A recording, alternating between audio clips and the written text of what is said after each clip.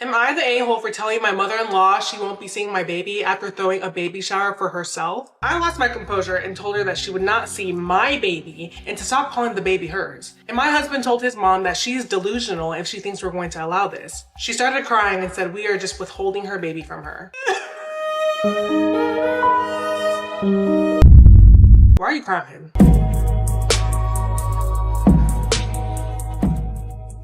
What's good, everyone? Welcome back to my channel. It's Tiara, and for those who are new, welcome. So today, this is going to be the introduction of a new series I want to try out, which is Reddit Wednesdays. On Wednesdays, I want to bring up some juicy stories, and it's going to be a topic for each week. So this week for Reddit Wednesday, we're going to be reading through baby shower disasters. I've heard so many different stories about baby showers getting ruined, whether it's by friends, family, or even the mom themselves, and they're always somehow interesting, and we can analyze and talk about what we think about them. Am I the a-hole for telling my mother-in-law she won't be seeing my baby after throwing a baby shower for herself?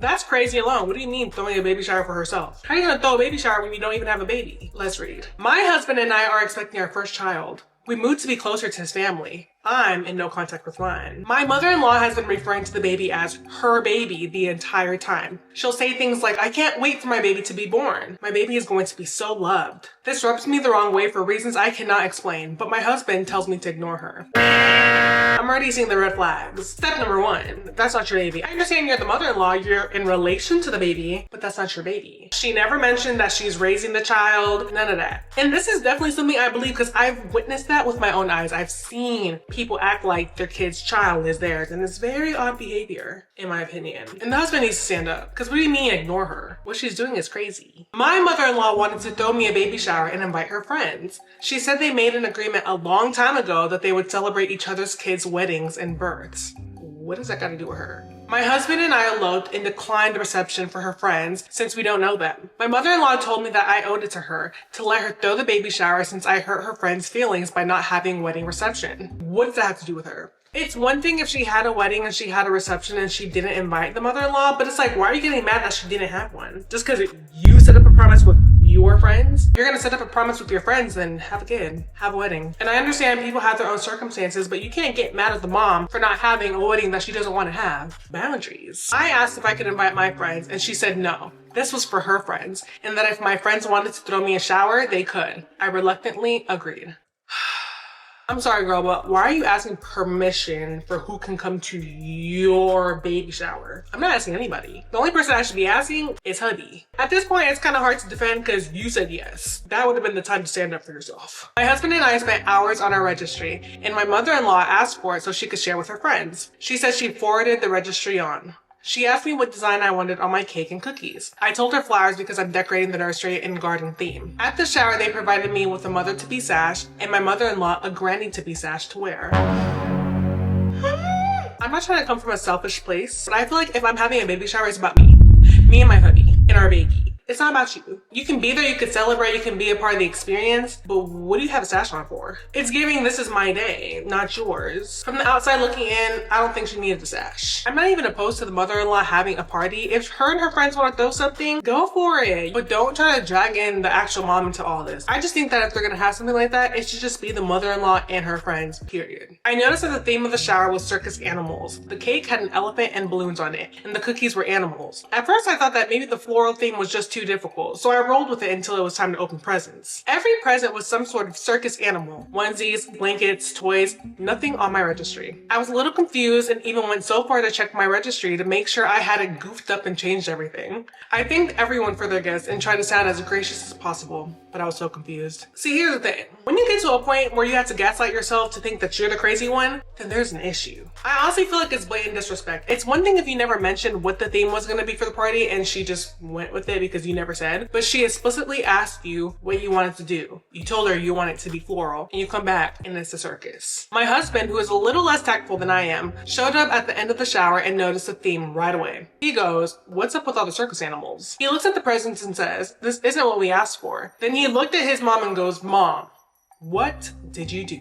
She smiled and said, "I didn't like the theme you chose for my baby. I'm going to decorate my baby's nursery at my house with circus animals, so I created a registry for myself." My husband said, "You did what?" She says, "My baby is going to need a room at my house, so I threw a shower for myself. You're getting kicked out. That would have solved all the issues that day. Because what do you mean, my baby, my shower, my nursery, my registry, the whole my, we gotta cut that out. We need to seal some boundaries because this is definitely getting out of hand. I lost my composure and told her that she would not see my baby and to stop calling the baby hers. And my husband told his mom that she's delusional if she thinks we're going to allow this. She started crying and said we are just withholding her baby from her.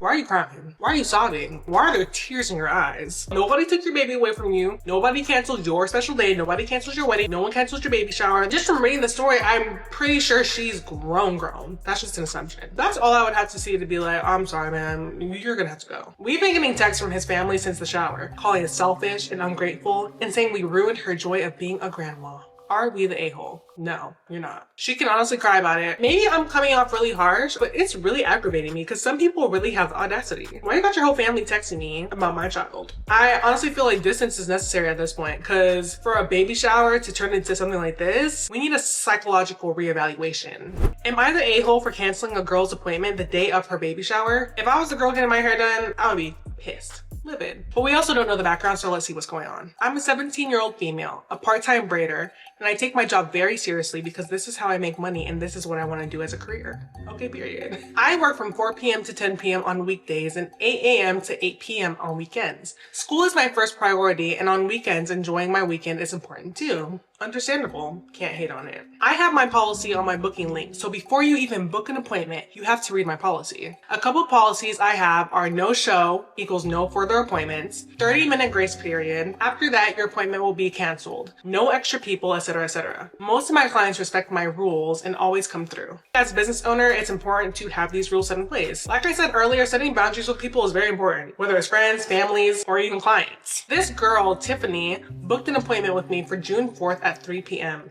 She was getting a wig installed, no braid down, just application. So I had another client right after her for braids. For those who don't understand the wig terminology, let me just quickly break it down. I know it's 2025, but I think context can be helpful. Whenever people get wigs, you always braid your natural hair down so that it's flat enough to put the wig on. So in this case, we can assume that the client already had their hair braided, so the appointment was simply to put the wig on their head. If you wear your braids or do braids, you know braids can take hours. Braids already take hours, plus she booked a takedown and shampoo, so that's extra time. Okay, now I'm confused because first you said that there's no braid down, just application, and then you're saying that she booked a takedown and shampoo. So that sounds like you're taking out her braids, washing her hair to re-braid it and put the wig on. I'm confused. If you're not confused, please help me out. But let's keep reading. It came time for Tiffany's appointment, so I was setting everything up for her, and 3 p.m. came and she wasn't here. I have a 30-minute grace period, so I wasn't worried. After 15 minutes, I texted her and asked was she still coming and never received a text back.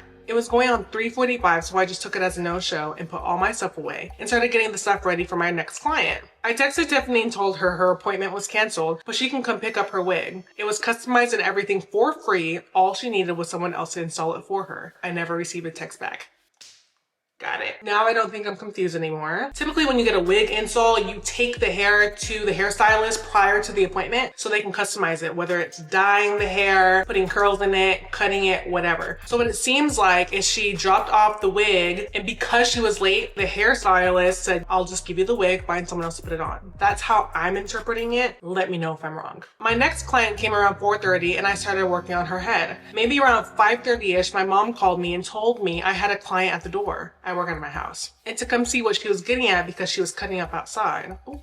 See, you can't be acting any way you want at people's houses. I stopped in the middle of my client's hair to go see who it was, and it was Tiffany. She was trying to cuss me out, saying I ruined her baby shower and why was her appointment canceled, so I explained to her my policy and that she wasn't just 30 minutes late or even an hour, she was 2 hours late. I couldn't do her hair anymore. I gave her her wig and sent her on her way. So far, I think it's justified. The policy has a 30-minute grace period, so even if you were late, you had a whole half an hour to be late. I feel like some people abuse people's times. I'm not even a hairstylist, but I understand that I'm probably not the only one who's getting my hair done that day. You have to be a little bit more rational when it comes to their schedule. 2 hours late? Unacceptable. She started talking about me on social media, and everybody in the comments are dragging me saying I'm unprofessional and not to book with me when I've been nothing but professional. If you can't respect me and my rules, you just won't get your hair done by me. There's plenty other hairstylists where we stay. The crazy part is I'll see videos on TikTok from the client's perspective, and they'll say things like, oh, don't book with this person, they're so bad, this and that. And I never really think, what is their side of the story? Like, what really happened? So I always find myself siding with the client, like, oh my gosh, I would never book with that person. Why would they do that? But now after reading something like this, I have to remember to take the whole story into consideration, because there's always two sides to the story. My mom said I'm not wrong, but I'm getting a lot of messages and she's getting a lot of comments on her post talking about how unprofessional I'm being when I did nothing but respect her and her time. I've even had a client cancel an appointment after seeing her post. I'm losing money and clients over this petty mess, and I know I'm not wrong. Am I the a-hole? No. No, you're not. And I honestly feel bad because, like I mentioned before, I don't usually take the hairstylist into consideration during these situations. For it to get to a point where people are canceling their appointments and you're losing out on income, I'm sure there's some kind of legal way. Don't quote me. Don't quote me. Maybe consult with like a lawyer or something, because I'm sure this is defamation of character. Especially if you know you're in the right and you have a policy, if you have it written out, and if a client decides to go against it and then post on social media defaming your character, I would take some legal action. That's just me. That's just me. Am I the a-hole for refusing to not attend my wife's baby shower? Last Saturday, my wife had her baby shower, which turned out to be a very long event from midday until 10 p.m. Prior to this, while we were planning the baby shower and sending out invites, I had initially intended to invite my entire family. However, my wife informed me that the baby shower was going to be female only, which confused me. I mean, it's confusing me too. In my family, I have attended baby showers for all my female relatives, so it felt like this was a cultural difference. Unfortunately, this meant I had to embarrassingly uninvite people after already sending out invitations. Some water.